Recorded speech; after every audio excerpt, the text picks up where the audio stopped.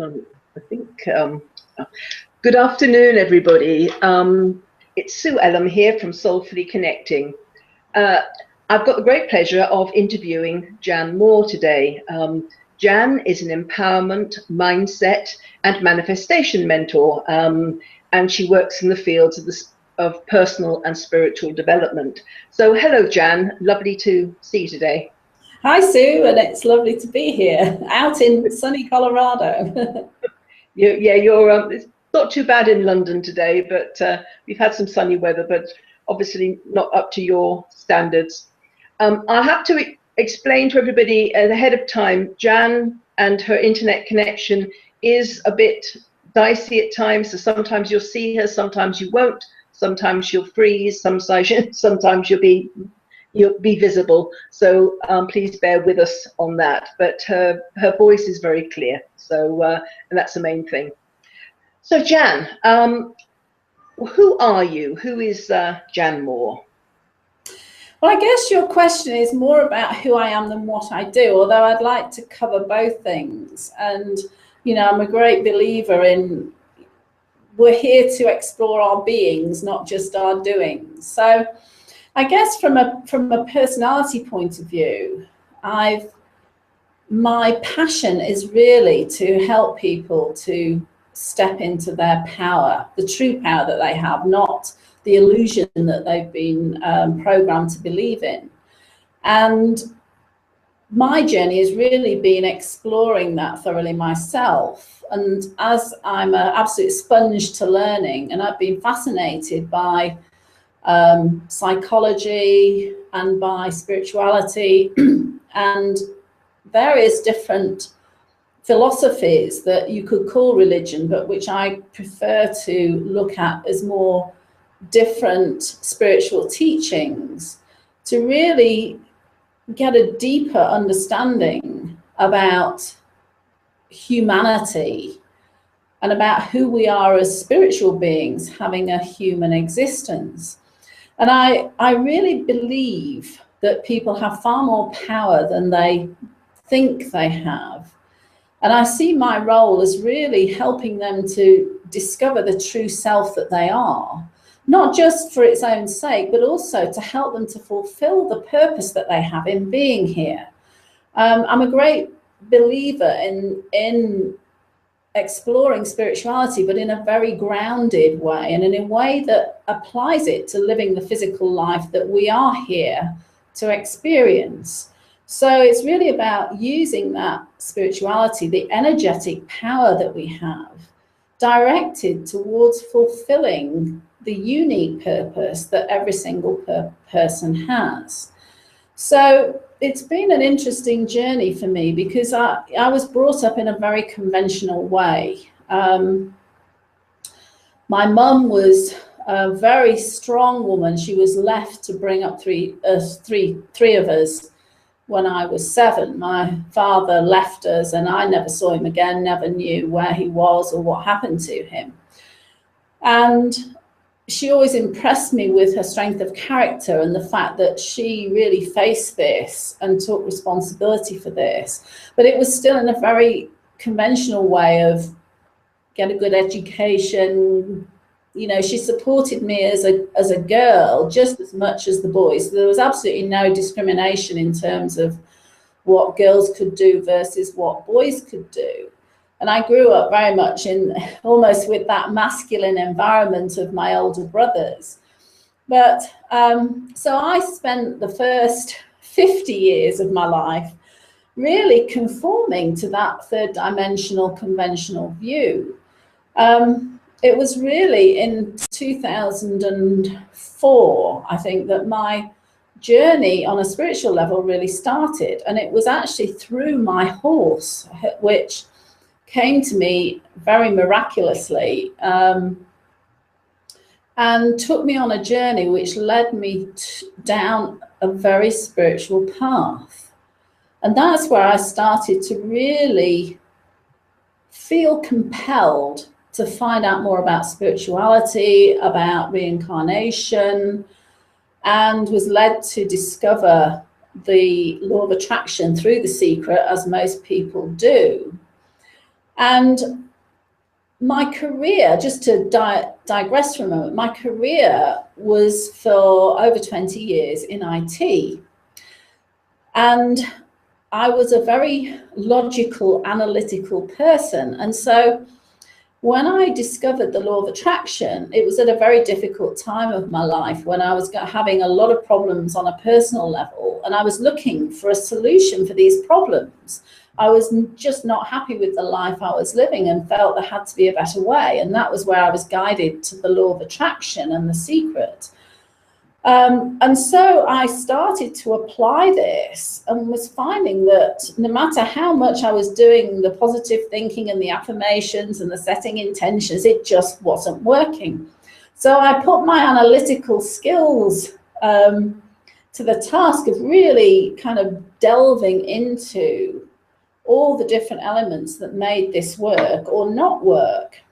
And I had a very spiritual experience really at the lowest point of my life, which was like flicking a switch from being a very logically driven person into feeling I had a guide that was steering me much more to the intuitive and following the intuitive and not questioning that, but then backing up the intuitive with the logical. And it was actually a message that I needed to leave the life I was living, the husband I was with, who was very stuck in a very victim, negative, kind of the opposite of what empowerment is all about. And that was when I was led into this wonderful relationship that I have with my husband, Bill, where we have such a soul connection. It really is quite incredible, you know.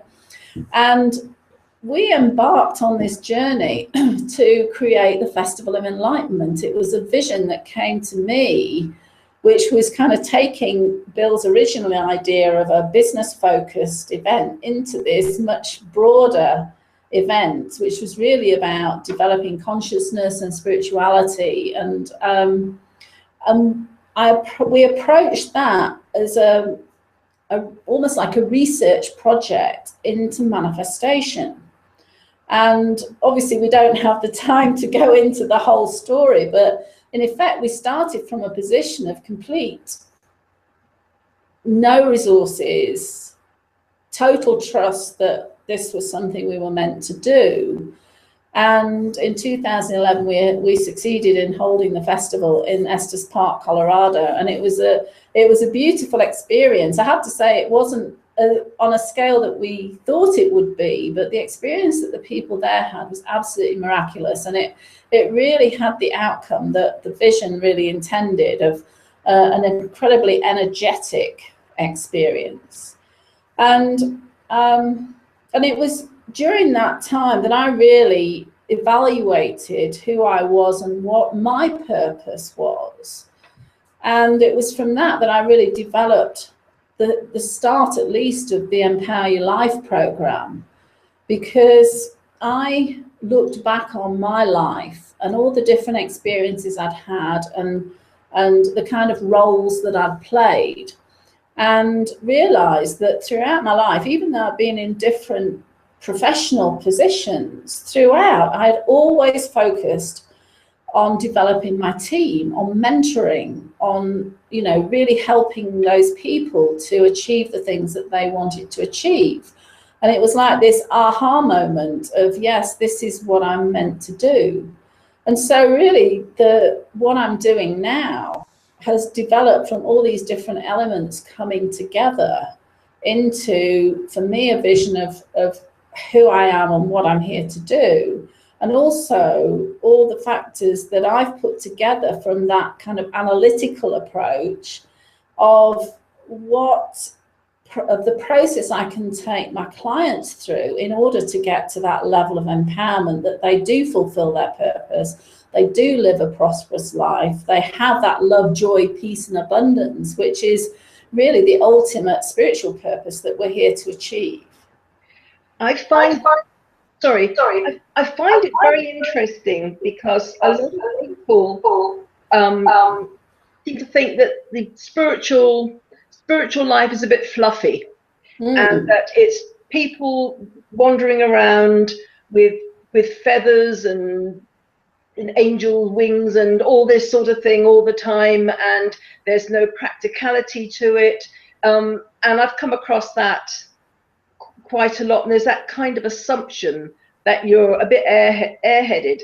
Now, you're kind of backing up what I believe. I mean, I'm also very analytical, I'm very practical, I'm not fluffy at all. And but I've been doing a spiritual journey for many, many years. I studied as a graphologist, which is very scientific, though it's based on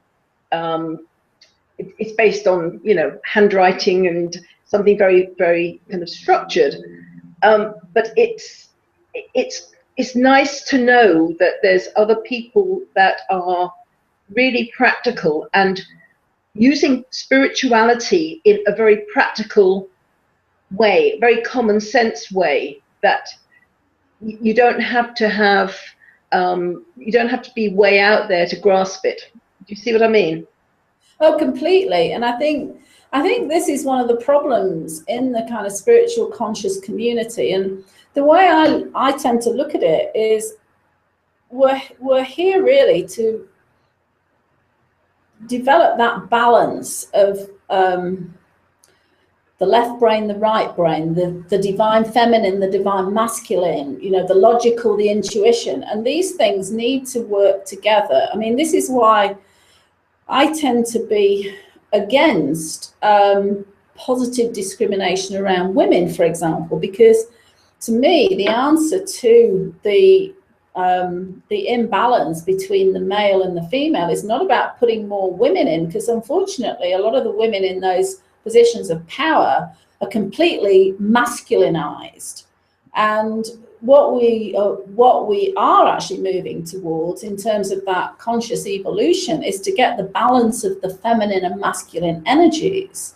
And part of my journey has been actually bringing more of the feminine energy in, because I was very, you know, in that left brain, action-oriented male energy. So I've been working on myself in balancing it out by bringing more of the feminine intuition, creativity in combination. And a lot of the spiritual community is too heavily weighted on the feminine energy, and that's even the case with some of the men involved in the spiritual community. And you know, my intention is to bring the recognition of the need for that balance, because you know, it's almost, I've had conversations with people where they're almost waiting to kind of float off into the clouds, and all the issues that they have with this life on the planet are going to be miraculously solved. But actually that's an avoidance of the purpose for why we're here. You know, it's the hardest school in the universe. So we're not here to run away from it and avoid it. We're actually here to embrace it and really develop through the challenges that we face. And it's how we perceive those challenges that determines whether we grow from them or whether we just get into the victim mode and kind of shrink further into that state of disempowerment. So, you know, I very much believe that we're here to embrace the physical, not to avoid it. We're here to embrace the challenges as the means by which we do develop and raise in consciousness. And I believe in actually using a lot of the spiritual practices actually in every moment, in every day. You know, I've talked to many people who can go off and meditate and have a wonderful spiritual experience, but as soon as they get back into the traffic jam or the supermarket queue, it's like they lose that equilibrium. So by teaching people that mindfulness of being present, being conscious of the thoughts, of the emotions, and really taking charge of themselves and having that inner peace in order to create that outward piece and the outward results. And when I say that, you know, when you get into that state of being, it has an incredible power and energy behind it. It's not soft, it's not weak, it's not fluffy, it's incredibly powerful. And because I've come from a background of, you know, IT logic, but also I was very interested in the sciences growing up. What I like to look at as well is not just the spiritual, it's actually the scientific validation that actually brings the empirical proof, if you like, of the power of consciousness, because this is the key. Things like the quantum physics, Dr. Emoto's work with water crystals and the effect of consciousness on that. I mean, some of the quantum physics is a bit kind of, whoa, you know, so counterintuitive. It's a bit hard to grasp, really, you know, non-locality and all of it. But there are things that I think are really important for people to understand. For example, Bruce Lipton's biology of belief, that we haven't got fixed genes, that our genes respond to the environment, both physical and emotional, that the mind actually controls the body, not the other way around. We're not victims of our physicality. We're the controllers and the creators of our physicality. So we can go through life absolutely in full health if we believe that we are not vulnerable to ill health. So, you know, it's really that consciousness and that power that is the fascination for me. Yeah, I mean, I haven't gone in all the scientific stuff as much as you have, though I do know about the water, and I know a little bit about it all. But you know, people tend to think of it as a bit kind of out there. But how many people who don't consider themselves spiritual have kind of just have a feeling about someone or a place, kind of a hunch? And that's all to do with energy. So it's not different. It's just they haven't thought of it in that way. But it's all energetic.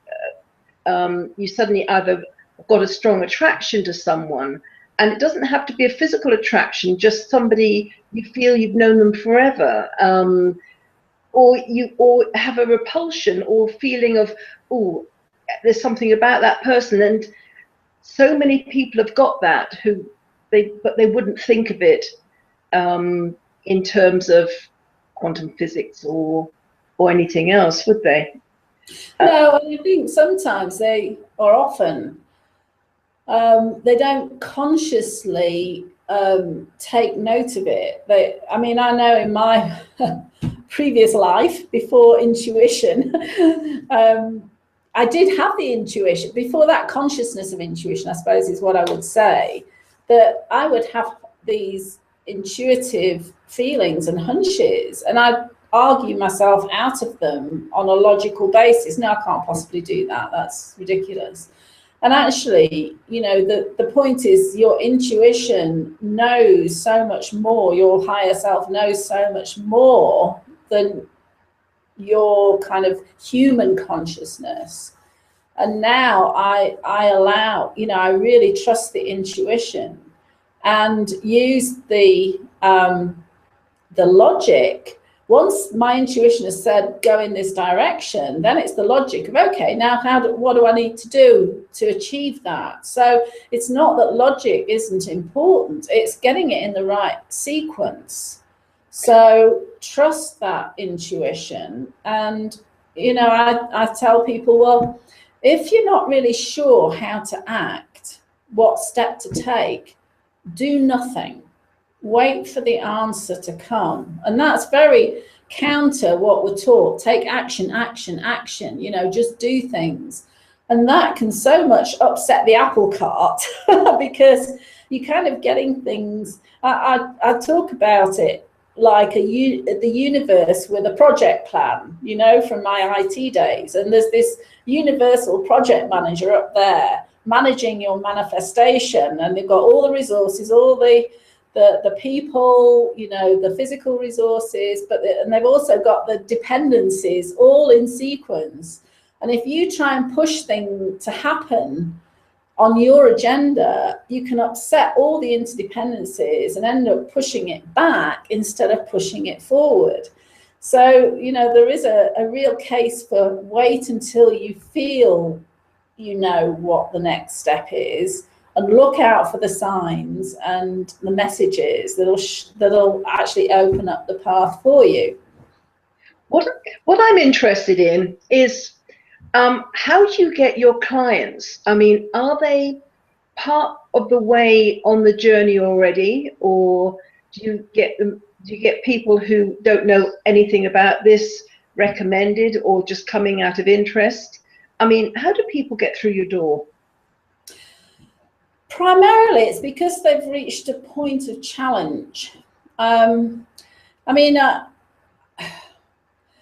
find it difficult to classify what I do sometimes because I'm not a conventional life coach at all. You know, I'm very much more a mentor and a teacher as well as what you would call a coach.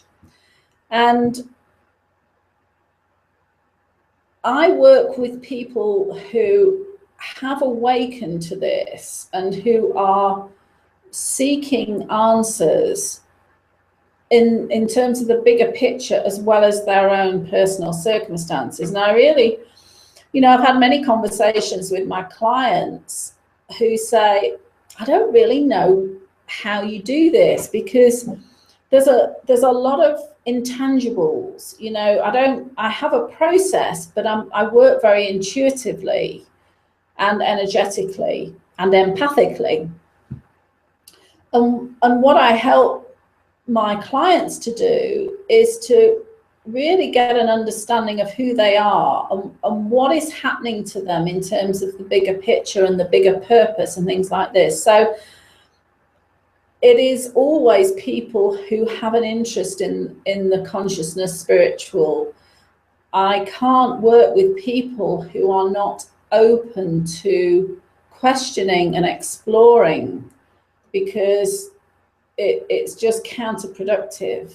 So they do have to be already kind of starting on this path in order to really get the benefit, and be open to accepting things that are probably the opposite of what they've been taught to believe. Yeah, it's shell shocked. People get quite a bit shell shocked when they first realize that it isn't a lot of hooey, as they say, that it's actually a very solid base. Yes. And yes, I what you're saying about the law of attraction, it is what you believe, what you know inside yourself. You can talk and say affirmations until you're blue in the face, but if you don't truly believe it, then and it is a process, isn't it? You kind of you manifest £20 or dollars, and then you think, oh, it does work, and then you can get further and further as you go along. You get more faith in it, and then you believe. Then you can create. And it's not more. I mean, I know the secret tended to be quite on a material level that I found, but it's also about the peace of mind, all the wonderful non-tangible stuff that you can create. You can create an impact. So that's what I find fascinating about it. So what are the particular challenges you face, Jan, in the work that you do? I think one of the challenges is really kind of explaining the work in a way that people can really get to grips with, because a lot of it is intangible. And you know, I was having a conversation with somebody recently, because Bill, my husband, he's obviously been on this path, but his focus is much more on the business side, and we're actually about to launch a new platform in the next week, which is a really powerful platform from developing business. And that opportunity came to us again quite miraculously in terms of timing. But one of the comments from the people that created this platform is, you know, it's much easier to explain the benefits of business coaching, because you're talking tangible terms in terms of, if you follow this strategy, your profits are going to raise by this much, or you'll get this many more customers. Or with life coaching, empowerment coaching, transformational coaching, it's much less easy to quantify the results. And of course, people are looking for things on different levels. It's not a simple, I'm looking for more business. It could be, I'm looking for a better relationship, or a better, I want to move into my purpose, or whatever. But they're always the same. You know, you have to work on that inner in order to work on an outer. And interestingly, my latest client actually found me through the internet, looking at what I'd written, and it's actually in Japan, of all places, really kind of connected with the energy and the philosophy that I was putting out. So I guess one challenge is, like many coaches, really getting in a meaningful conversation with people who want the kind of help that I can provide. So that's one thing which I think is no news. And, you know, also, just as a digression as well, I want to go back for a minute to this whole thing about, you know, how action oriented the whole society is. Because I discovered I use a lot of personality tests with my clients, because it's a way of really exploring and understanding who they are, and why perhaps things are difficult for them and other things are easy. And, you know, our tendency is to beat ourselves up if we're not perfect at anything, because that's how we're brought up, you know, through school.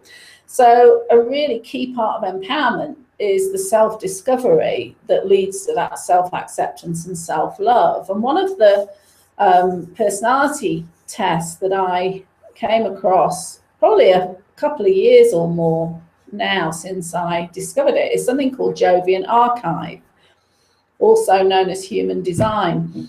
And it's a very complex system, actually. And it's a combination of the I Ching and astrology and numerology and various things. And what that, the profiles that has are split into 5 different types. And I don't want to spend too much time going into the detail, but what was fascinating is that there's only one personality type that can energetically go out and initiate and take action, and that's the manifester. And it's not kind of linked to manifestation, but every other type has to, in some way or shape or form, respond rather than initiate. And if certain types try and push something to happen, it can literally blow up in their face, or they get a lot of resistance, or things just don't happen. And of course, the motivational community are all into take action, take action, take action. And there's only one personality type that works for. So it's not surprising that a lot of people come away from those motivational workshops and so on, that find that they're not getting the results they've got. And actually it becomes counterproductive, because they then lower their self-esteem, thinking they're not good enough, instead of actually raising it and enabling themselves to move forward. And so I've had to make quite a shift in the way I approach things, because my personality type, which is a manifesting generator, it's somebody who is very active, but they have to respond to opportunities. They have to respond to some kind of intuitive message or something, rather than just going out there and starting things. And interestingly, since I've kind of acknowledged and accepted that difference on an energetic level, I found that doors have started to open and opportunities have come to me, and I've been invited onto platforms and interviews, and all sorts of things, and clients have found me rather than me feeling I've got to go out and find them. So it's a really interesting process, and something I'm continuing to learn about and research to use with my clients. But honestly, the aha moments that it's been bringing to people that explain why they've perhaps struggled to get the success that they wanted, because they've been following the manifestor path of take action, action, action, when it actually is counterproductive for them. So that's fascinating you say that, because I've always waited for the signpost to come up. And I know that people that are close to me, they think, well, why don't you get this done? You should do this, you should do that. And something in it feels like a physical, I get drawn back. I don't have the enthusiasm. And then maybe a few days later or a week later, suddenly the enthusiasm comes and I move forward at quite a speed. But it's always like a switch has to be flipped before I do that. And I remember many years ago, a friend of mine, at that time, she said, we're going to meet this guy I used to work with. He's not like you at all. He goes out and he tries everything, and the way it came across was that, well, he's a go-getter and you're just lazy, you know. To be like that, yeah. Yeah. And I thought, oh, and it made me think, because I hadn't really thought about how I did things. I thought, oh, okay. And then I thought about it, and I thought, well, while he's running around chasing every single opportunity there is, I'm kind of waiting to see what door opens. And then I can go after that. But I've got a lot more energy because I haven't worn myself out going up after all these different things that are probably not for me. But again, it's different personalities. Some people are more comfortable with trying to make things happen. I am up to a point, but it has to be at the right time, because sometimes you might find that as well. Sometimes everything isn't in place. It's like pushing the river, and everything isn't in place. It has to be before anything can come of it. And by just hanging back, then it gives the universe time to set the table. Yeah. Yeah, absolutely. Yeah. Yeah, definitely. And I would say the other challenge that I have, which I think is very common in this holistic conscious community, is, the temptation to want to save the world and save everybody on it. And I think that's why so many of the holistic practitioners in whatever modality struggle financially, because they're putting everybody before themselves. And I have to say, when Bill and I embarked on the festival, it was literally, we're going to change the world here. We're going to put this festival on, and, we're going to do it for everybody. And we suffered really quite badly financially. And it's taken quite a shift in attitude to recognize that actually putting yourself first is not selfishness. And that's something that's very quite opposite to the way a lot of healers and coaches and therapists approach it, that they feel their responsibility is to everybody but themselves. And of course, we all know the cliche, you can't give from an empty vessel, but for people that are really drawn to this kind of service, which it is, the temptation is to put everybody first and to try and give from an empty vessel. And we've shifted very much about that. And a lot of it is about self-worth and self-value. And let's face it, I think probably everybody on the planet has some level of self-esteem issues, self-doubt. And part of the journey is to really deal with that, recognize it, overcome it through that process of self-knowledge, self-acceptance, and self-love.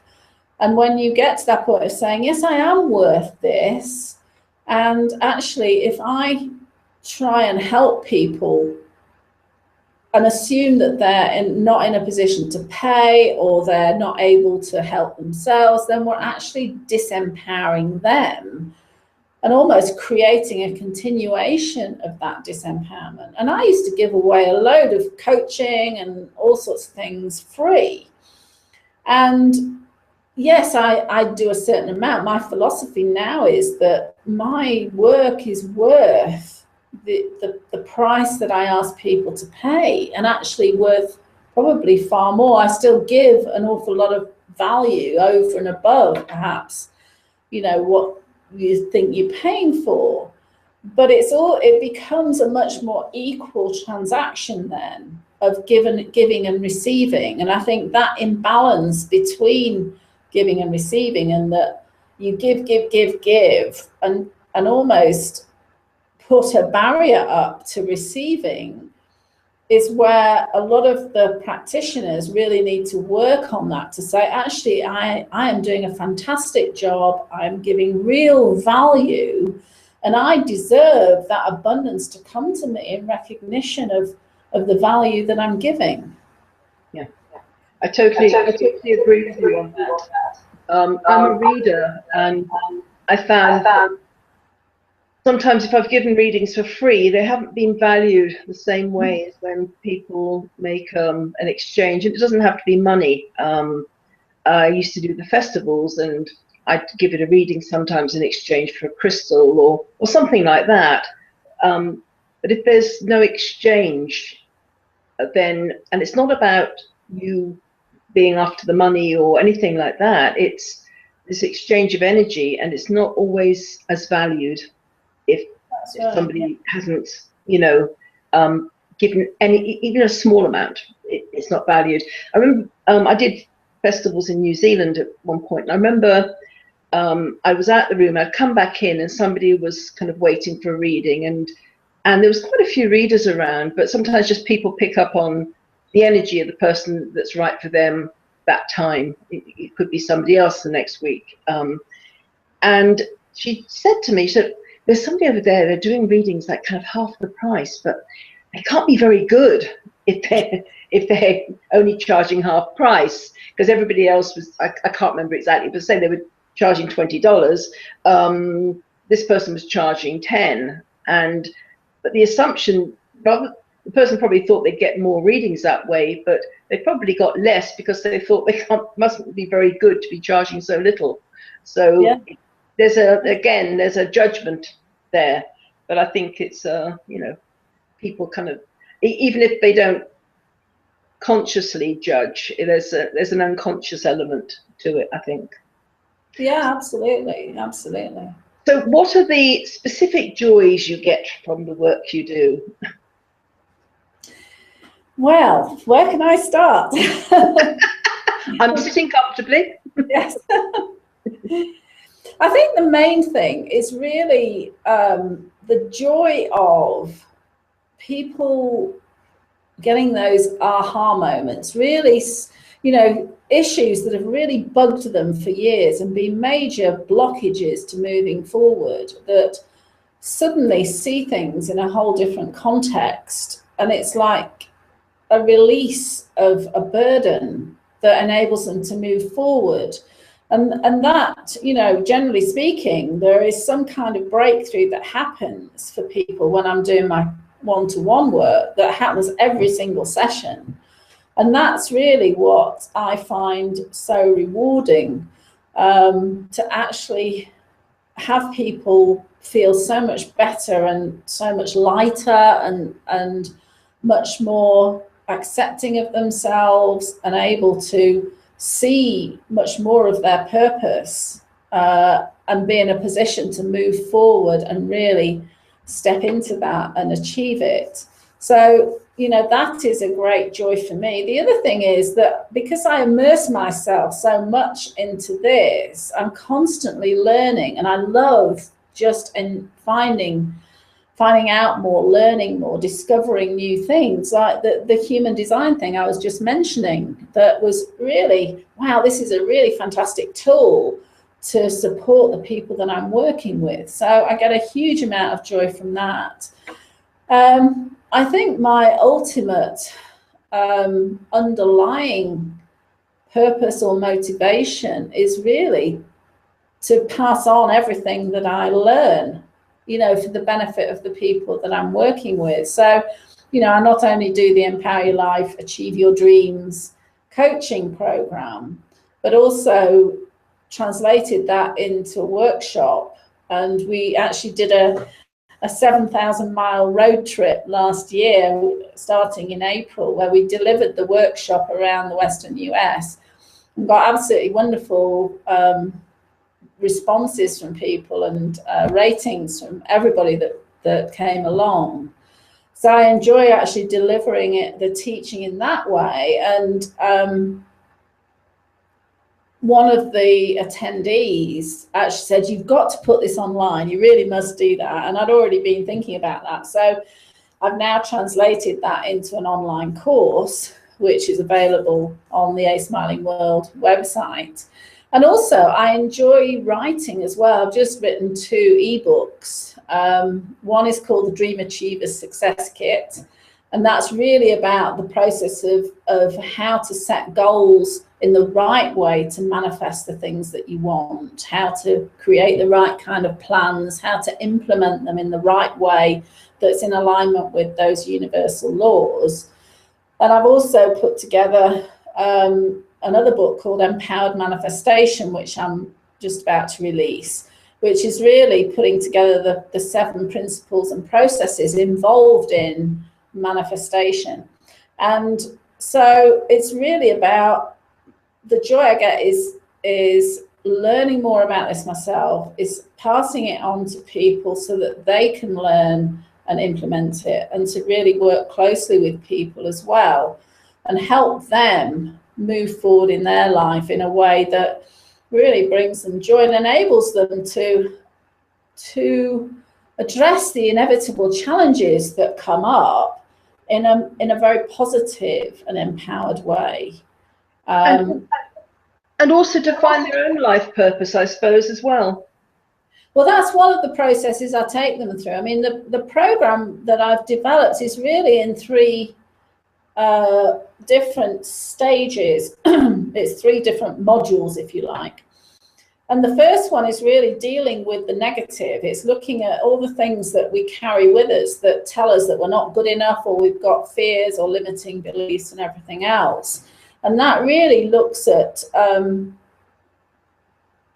seeing the experiences that have created those beliefs in a different light. And I have a process called the power of neutrality, which is really about non-judgment. It's saying everything is neutral. It's only when we assign a meaning to it that we decide if it's negative or positive.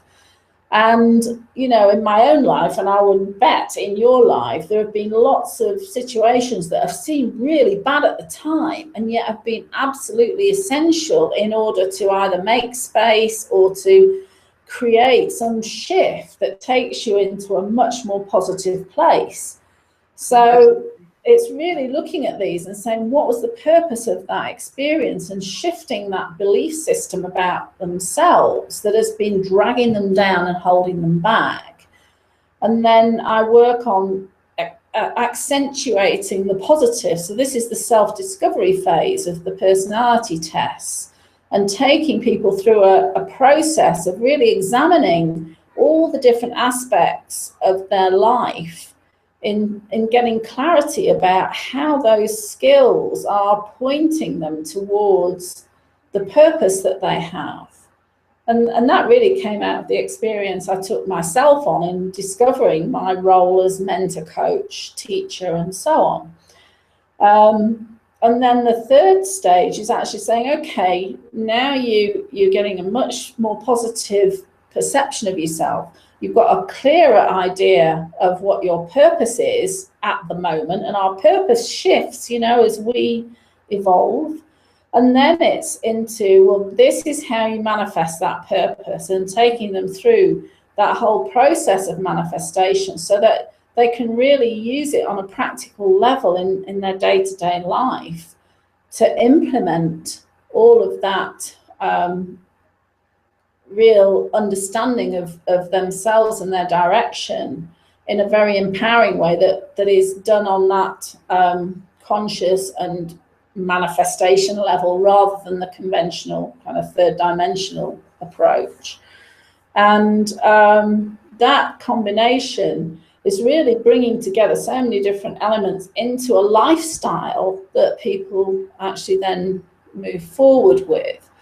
So, you know, that whole thing is really a whole philosophy for life, if you like, because you know, you were saying before about the law of attraction and The Secret being quite kind of materially oriented, you know, more about, oh, I'm going to get a big house or I'm going to get a better job or something. But, you know, the point I make in the program is that this is actually an evolutionary path. It's a raising of consciousness, and that in order to become master manifestors, to kind of use a cliche, it's about raising consciousness and changing your mindset into a whole different level. And the point is that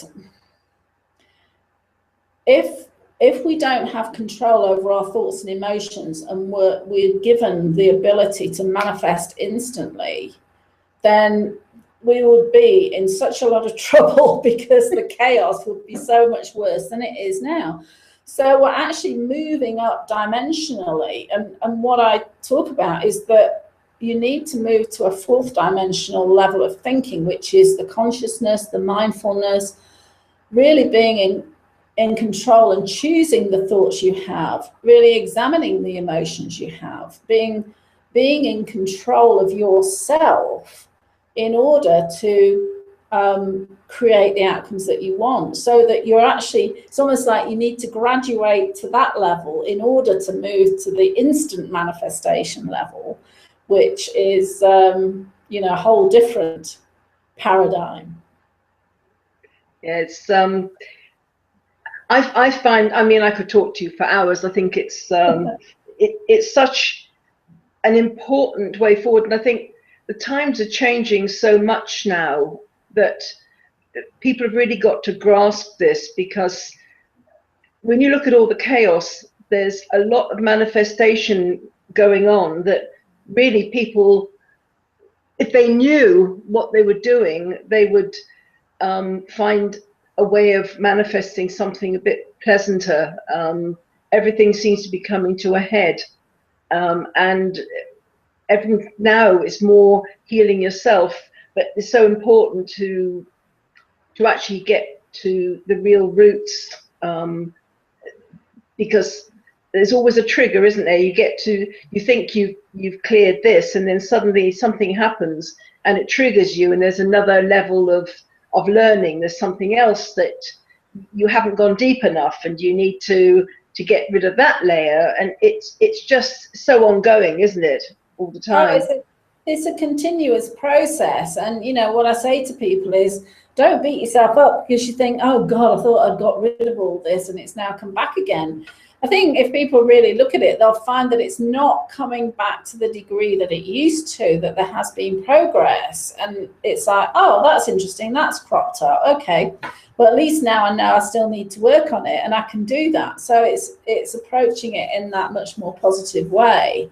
But I do think, you know, over the last few years, you know, a lot of people say that 2012, December 2012, was a major shift. Everybody expected some kind of cataclysmic or, you know, really obvious shift, but it was an energetic shift, and that's been continuing to higher and higher degrees ever since then. And what's happening is that people, whether consciously or unconsciously, are affected by these energies. And so what's happening is we seem to be getting the divide widening between those who are on that conscious evolutionary path, knowing that that's their journey, versus those that either have no idea about this at all, or who have rejected it or whatever. And I've seen this demonstrated so much in individuals who seem to really manifest really dark outcomes for themselves and really get into almost a sociopathic, psychopathic kind of mindset. So we've got this growing divide between those who choose the path to the light and those who get stuck or are choosing the path of darkness. And the thing that we have to remember is that everybody is at a different level of evolution. We mustn't judge or condemn. We certainly don't make ourselves victims to them or vulnerable to them. We have to approach that in a very empowered way. But if I always say, if you're at that higher level of consciousness, you've already moved to a higher dimension and you're actually immune. It's like this part of this level of the planet doesn't apply to me. I'm kind of invisible to it. So I think we have to accept that there's still a large population that are stuck in that egoic world of reaction, aggression, confrontation, victimhood, and that's just where they are on their evolutionary path, and may well have to go through multiple lifetimes in order to get to a higher level. That's fine. But as long as I keep my focus in the direction that I'm going and on the outcomes that I want to see in terms of the planet, the universe, everything, then we can use that power of the collective consciousness to really move our reality in the direction that we want it to go. Yeah. You've got to be very self-aware. Yes. So, yes. If somebody would like to work with you, Jan, how do they get in touch with you? Well, the website is aSmilingWorld.org, and there are contact details on there. My email address is janet@aSmilingWorld.com. And there's a contact form on the website as well, on aSmilingWorld.org. And I do offer a free discovery session. I always like to have a session with everybody to begin with, because it's very important to me that we have a rapport, that we establish that there actually is a good relationship there, that we can work together and I can really understand and make the recommendations as to how we proceed. And, I do have the full program, but I don't kind of force people through the sausage machine. Whatever is that particular outcome that somebody wants or issue that they're facing, then it's really about working together at the right pace, focusing on the right things that are going to get them the results that they want, in a shorter time as possible. So it's janet@aSmilingWorld.org and janet@aSmilingWorld.com. The website is aSmilingWorld.org, and you can get a free download of my Dream Achiever Success Kit there as well. And there's articles and blogs and so on. So that sounds really good. I assume you do quite a lot by Skype, yeah? Yes, either phone or Skype, because I've always worked remotely with people. I find it actually works really well, because I feel as though it's less kind of intrusive or threatening for people, because when people are going through emotional things, sometimes if they're face to face, they can feel a little more inhibited, whereas with that bit more of a distance. And I find I can then tune in to the answers, the suggestions, the energy, all of that intuitively, without kind of a distraction of the face-to-face situation, if you follow me. Yeah. So I kind of have this sacred space that I go into, away from all the technology, or as much as possible, when I do the session. So I'm turning on the intuitive connection to people, rather than have it disturbed by other distractions. So Yeah. Jan, it's been wonderful talking to you. As you can see, it's getting darker here because I'm gradually fading into the background.